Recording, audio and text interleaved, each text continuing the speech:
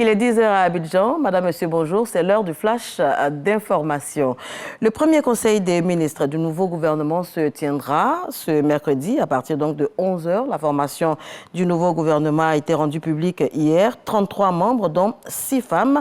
À la tête de ce gouvernement, le premier ministre Robert Begré-Mombé. Voilà, le nouveau gouvernement est donc connu depuis hier, je vous le disais tantôt, 32 membres avec à leur tête le Premier ministre Robert Begré-Mombé, 6 femmes, 3 ministres d'État, 5 sortants et 4 entrants. C'est la configuration de ce gouvernement Begré-Mombé. Et c'est le secrétaire général de la présidence de la République qui a procédé hier mardi à la primature, à l'installation du nouveau Premier ministre, Robert Begré-Mombé. C'était au cours de la cérémonie de passation des charges entre donc l'ex-Premier ministre Patrick Hachi et son successeur, Robert Begré-Mombé. Nous y reviendrons à 13h. Ce sera avec Alexis Ouedraogo.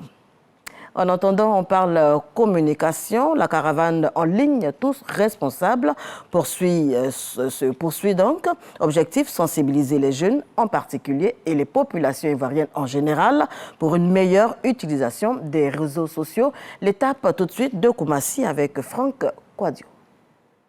Lancée le 16 août dernier par l'autorité de tutelle, la caravane en ligne, tous responsables, se poursuit après les communes de Trècheville et du Plateau.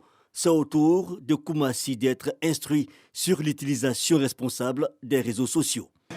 J'aimerais inciter déjà les jeunes à aller à l'information relativement à tout ce qui est comme enjeu au niveau des médias et de plus se renseigner sur l'impact négatif que l'utilisation de ces réseaux sociaux peut avoir sur leur vie et sur leur entourage.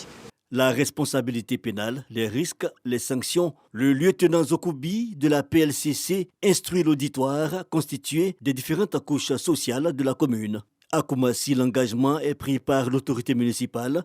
Appelle donc aux chefs et guides religieux pour plus d'implication. C'est un relais important pour pouvoir passer, pour faire passer le message au vu, n'est-ce pas, de l'actualité. Voyez-vous, tout récemment, il y a eu des fake news concernant le nouveau gouvernement qui a été constitué, alors que ce n'était pas la réalité. Donc mon message va être un message adressé non seulement à la jeunesse, mais aussi à toute la population pour dire qu'il faut faire attention à l'utilisation des réseaux. Il faut vérifier les informations, il faut savoir qu'on ne dit pas tout sur les réseaux sociaux. On risque même de mettre la cohésion sociale à mal. L'objectif de cette campagne, promouvoir la responsabilité en ligne chez les citoyens, et ce, pour un cyberespace sûr et digne de confiance en Côte d'Ivoire. À l'international, le Sénégalais Ousmane Sonko reprend sa grève de la faim.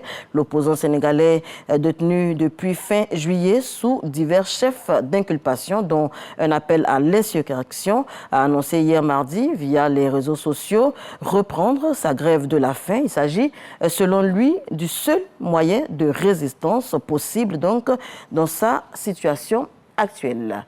On termine avec cette information. Le président américain Joe Biden est depuis quelques heures maintenant en Israël. Il a été accueilli à sa descente d'avion par le premier ministre israélien Benjamin Netanyahou à l'aéroport Ben Gurion.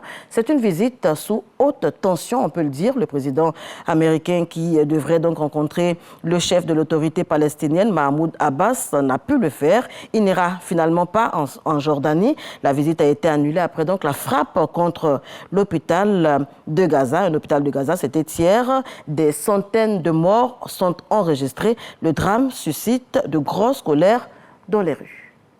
Fin de ce flash d'information. On se retrouve à 13h pour le journal.